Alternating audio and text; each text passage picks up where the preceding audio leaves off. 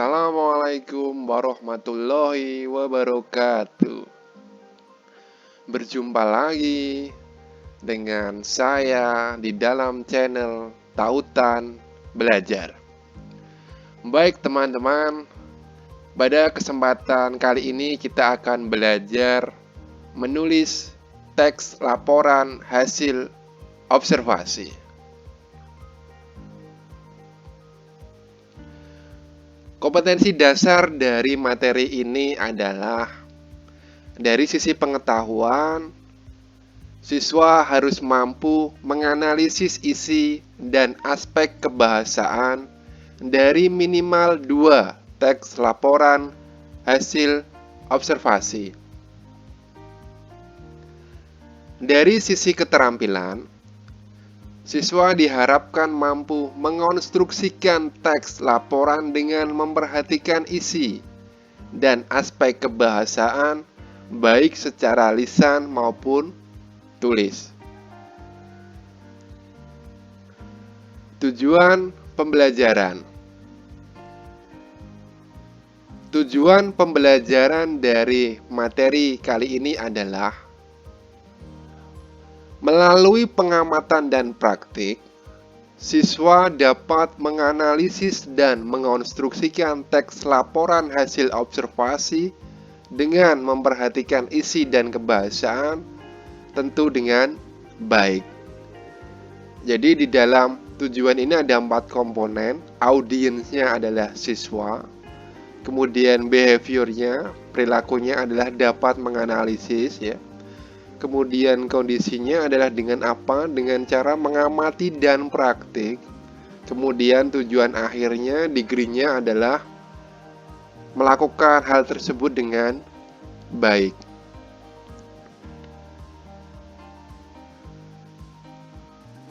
Penerapan di dalam kehidupan nyata. Nah, seringkali kita bertanya, kita belajar menulis teks untuk apa? Untuk teks hasil observasi ya, di dalam kehidupan nyata nanti akan bermanfaat untuk yang pertama, objek observasi dapat berupa fenomena, gejala sosial, benda, atau makhluk hidup. Jadi kita belajar peka terhadap lingkungan sekitar. Berikutnya, kita akan belajar melihat, memahami, dan menilai sebuah gejala, sebuah objek berdasarkan data. Ya. Tidak subjektif berdasarkan asumsi. Nah, ini menumbuhkan etos berpikir yang baik, bahwa kita memandang sesuatu dari sisi yang objektif, berdasarkan data-data yang mendukung. Tidak hanya subjektif berupa asumsi atau pendapat yang mudah saja dimentahkan oleh pendapat yang lain. Pengertian teks laporan hasil observasi. Teks laporan hasil observasi merupakan teks yang berupa hasil pengamatan langsung terhadap benda, makhluk hidup, gejala sosial, atau fenomena alam yang disajikan dengan objektif berdasarkan data, fakta, dan informasi yang akurat. Jadi yang paling penting adalah data, fakta, dan informasinya yang akurat dan objektif.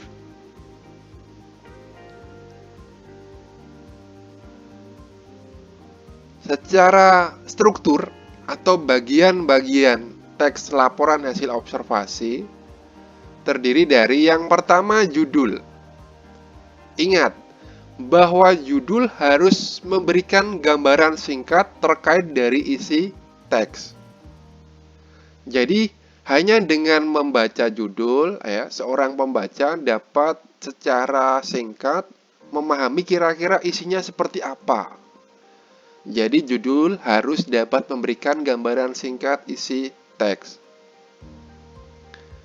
Bagian yang kedua adalah pernyataan umum. Pernyataan umum ini berisi penjelasan umum ya terkait dengan objek yang diobservasi. biasanya berupa pengertian ya, atau makna dari hal yang diobservasi itu apa gitu. Berikutnya bagian-bagian objek.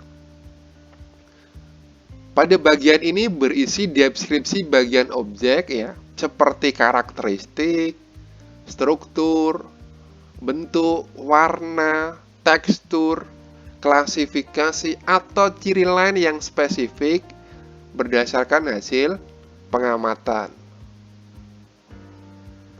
Kemudian bagian yang terakhir adalah manfaat. Nah, ini menjadi penting ya, sebisa mungkin kita mengamati sesuatu yang memiliki manfaat. Sehingga karya tulis kita nanti ketika dibaca seseorang itu akan menyampaikan manfaat dari apa yang kita amati tadi. Sehingga manfaat bagi pembaca menjadi lebih baik.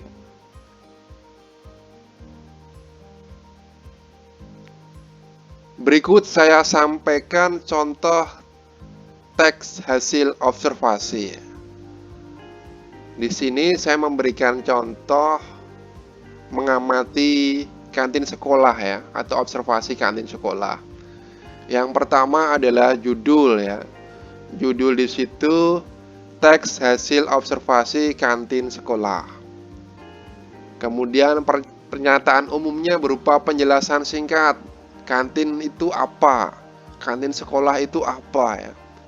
Di situ disebutkan bahwa kantin merupakan istilah bahasa Belanda kantine. Kantin adalah sebuah ruangan dalam sebuah gedung umum yang dapat digunakan pengunjungnya untuk makan, baik yang dibawa sendiri maupun yang dibeli di kantin tersebut ya. Dan seterusnya. Jadi pernyataan umum membahas seputar apa itu kantin. Berikutnya adalah deskripsi bagian. Nah, di dalam deskripsi bagian kita perlu ya menjelaskan bagian-bagian dari kantin. Kantin memiliki bagian apa saja ya? Di sini disebutkan ada 2 bagian utama. Bagian yang pertama yaitu bagian pelayanan atau penyajian makanan. Bagian yang kedua adalah tempat persiapan ya. Tempat pelayan atau penyajian adalah tempat bagi konsumen untuk menikmati hidangan. Berikutnya adalah deskripsi manfaat. Nah, di sini disampaikan kira-kira manfaat dari kantin itu untuk apa. Nah, di sini disampaikan bahwa kantin sekolah bisa menjadi sarana untuk praktik siswa untuk belajar berwirausaha. Siswa juga dapat menitipkan barang dagangan di kantin sekolah. Artinya keberadaan kantin sekolah memberi manfaat yang baik bagi siswa.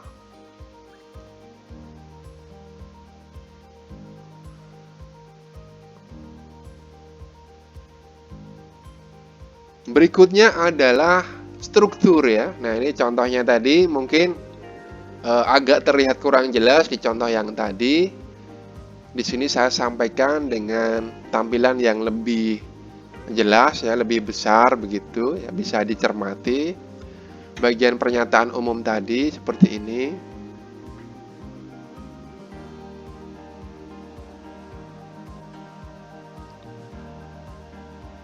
Berikutnya pada deskripsi bagian ya, kurang lebih seperti ini, bisa dicermati.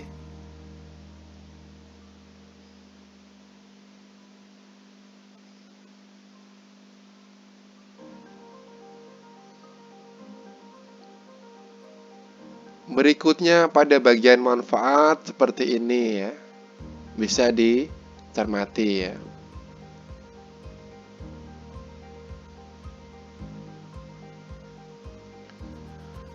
Baik, berikutnya kebahasaan teks laporan hasil observasi.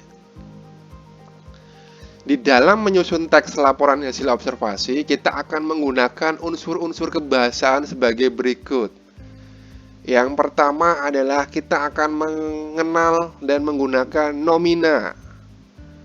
Berikutnya verba, kemudian frasa, afiksasi, kalimat definisi, kalimat deskripsi, kalimat simpleks, dan kalimat kompleks. Kita akan bahas satu persatu. Yang pertama adalah nomina. Nomina adalah kata benda yang memiliki ciri-ciri seperti ini. Yang pertama, menunjukkan benda atau sesuatu yang dibendakan. Biasanya nomina akan digunakan atau berfungsi sebagai subjek atau objek di dalam sebuah kalimat. Nah, contohnya seperti ini. Contoh nomina adalah orang, mobil, ya, pemandangan. Ada satu cara mudah untuk membedakan apakah itu nomina atau jenis kata yang lain, ya, yaitu dengan cara menambahkan kata yang menunjukkan jumlah di depannya. Semisal dua, sekumpulan, sebanyak. Contoh kita terapkan di sini, dua orang, satu orang, banyak orang. Berarti orang adalah kata benda. Karena yang namanya benda pasti bisa dihitung, ya, pasti bisa dihitung. Contoh pemandangan, bisa dihitung tidak? Bisa, banyak pemandangan, ya. Banyak pemandangan di Indonesia yang menakjubkan. Nah, kata banyak menunjukkan bahwa sudah dihitung, ya. Begitu. Itu cara mudahnya seperti itu. Berikutnya adalah verba. Verba ini adalah kata kerja. Memiliki ciri yang pertama menyatakan tindakan. Kemudian verba akan berfungsi sebagai predikat di dalam sebuah kalimat. Nah, contoh kata memakan, dimakan, ya. Ini adalah tindakan. Ada cara yang lain yang dapat digunakan untuk memudahkan apakah itu kata kerja atau kata yang lain, begitu. Caranya adalah dengan menambahkan kata sedang, akan, atau ingin sebelum kata tersebut. Misalkan sedang memakan, ingin memakan. Nah, ketika bisa atau cocok, ya, secara makna ditambahkan kata sedang atau makan sebelum kata tersebut, maka kata tersebut adalah kata kerja. Berikutnya frasa. Frasa ini apa? Nah, frasa ini minimal dua kata. Jadi minimal dua kata atau boleh lebih yang bersifat non-predikatif. Jadi hubungan antara satu kata dengan kata yang lain tidak memiliki predikat. Karena kalau yang satu memiliki predikat, maka nanti menjadi klausa. Ya.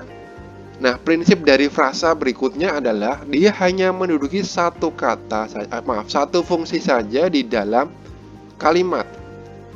Tetapi kalau klausa, meskipun dua kata, dia akan menduduki fungsi subjek dan predikat.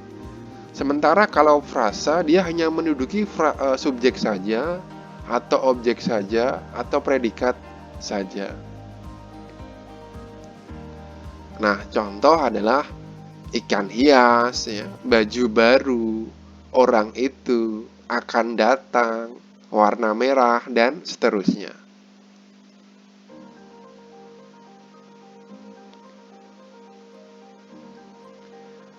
Kebahasaan berikutnya adalah afiksasi. Afiks adalah imbuhan, dapat berupa awalan, akhiran, sisipan, atau gabungan awalan dan akhiran. Nah, ini yang perlu diperhatikan, bahwa proses afiksasi atau kata yang mendapat proses pengimbuhan tadi dapat berubah jenis. Jenis katanya dapat berubah. Ya, misal pada kata dasar minum. Minum itu verba. Tetapi ketika mendapat akhiran an menjadi minuman, itu berubah menjadi nomina atau kata benda. Nah, contohnya bisa diperhatikan di dalam tabel berikut.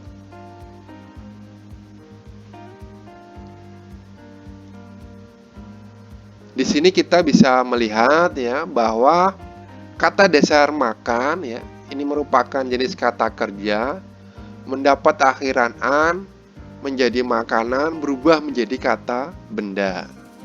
Kemudian cantik, kata dasarnya cantik adalah kata sifat, mendapat imbuhan ke-an, kecantikan, berubah menjadi kata benda. Begitu juga pada kata dorong. Mendapat awalan pe, berubah menjadi kata benda. Berikutnya adalah kalimat definisi. Kalimat definisi adalah kalimat yang berfungsi untuk menjelaskan arti atau pengertian. Nah, ciri dari kalimat ini adalah menggunakan verba atau kata kerja definitif. Apa kata kerja definitif? Nah, sebagai contoh, kata adalah, yaitu, merupakan. Nah, contoh di dalam kalimat, Indonesia adalah negara kepulauan. Pancasila merupakan dasar negara. Koalisi yaitu gabungan atau perkumpulan.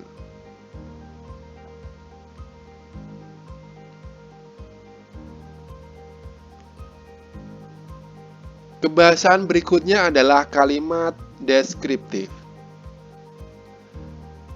Kalimat deskriptif adalah kalimat yang menggunakan verba atau kata kerja untuk mendeskripsikan atau menggambarkan subjek kalimat. Kalimat ini bertujuan untuk memberikan gambaran lebih rinci dengan menjelaskan sifat, bentuk, bagian, warna, atau ciri dari subjek tersebut.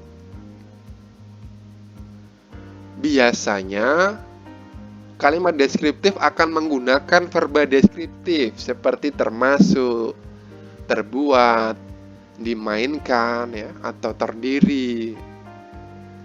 Sebagai contoh, rumah terdiri dari 3 bagian.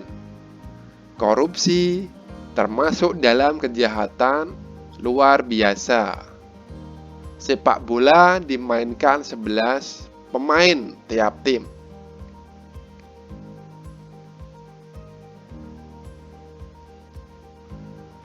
Berikutnya kalimat simpleks. Kalimat simpleks adalah kalimat yang dibentuk oleh satu klausa.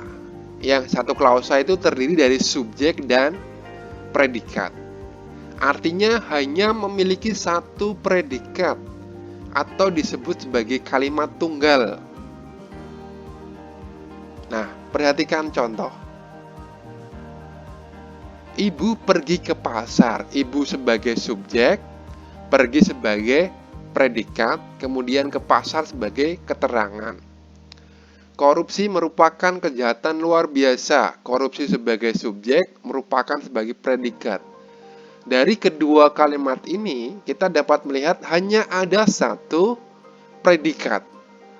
Maka cara mudah memahami kalimat simpleks adalah dengan cara mengidentifikasi predikatnya. Ketika kita hanya menemukan satu predikat, berarti kalimat itu adalah kalimat simpleks. Kalau lebih dari satu predikat, bisa 2 atau 3, maka nanti akan menjadi kalimat kompleks.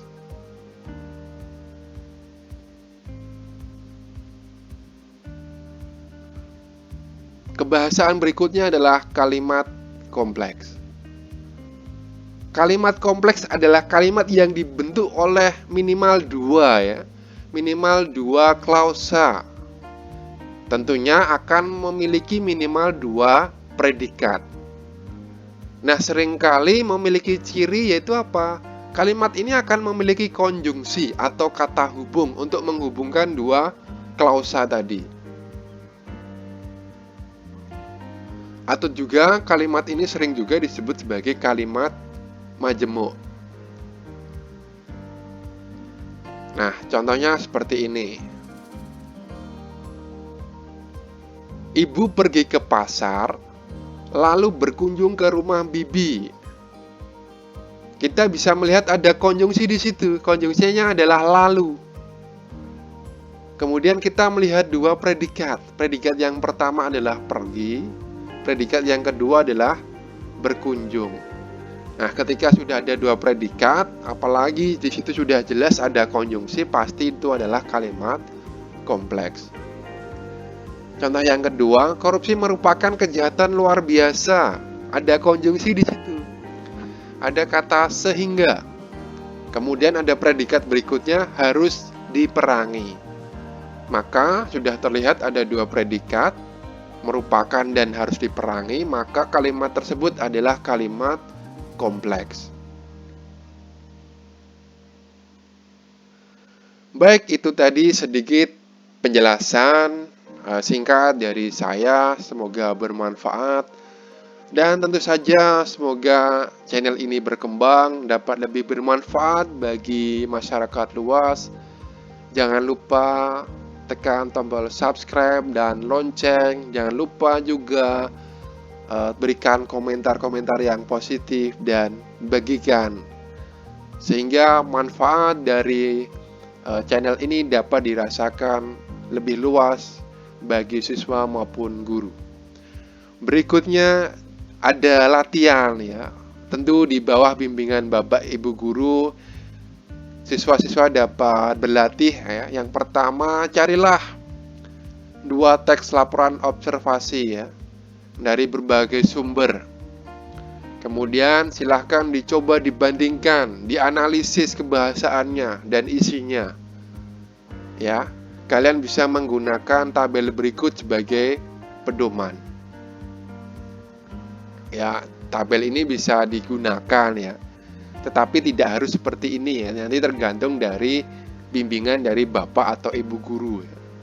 Nah, kurang lebih seperti ini. Nanti yang dibandingkan adalah isinya, kemudian dari sisi strukturnya, berikutnya juga dari sisi kebahasaan. Hasil analisisnya nanti dijawab, apakah lengkap, kalau kurang-kurangnya di mana, kalau kurang berarti harus diperbaiki pada sisi yang mana, dan seterusnya. Tentu nanti Bapak Ibu guru akan lebih paham ya, mendampingi kalian dalam proses belajar menganalisis atau membandingkan dua teks tadi.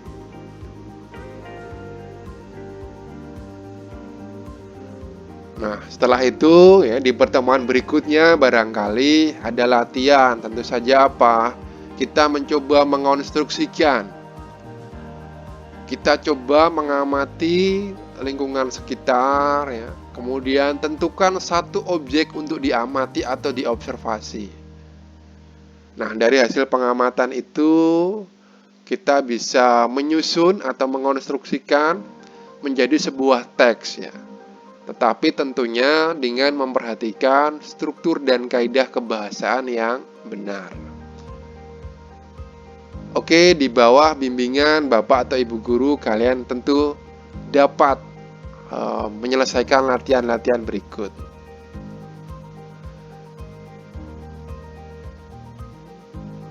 Baik, terima kasih.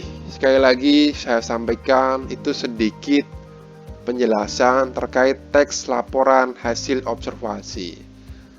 Semangat belajar, tetap semangat sehat. Terima kasih, saya akhiri, semoga bermanfaat. Wassalamualaikum warahmatullahi wabarakatuh.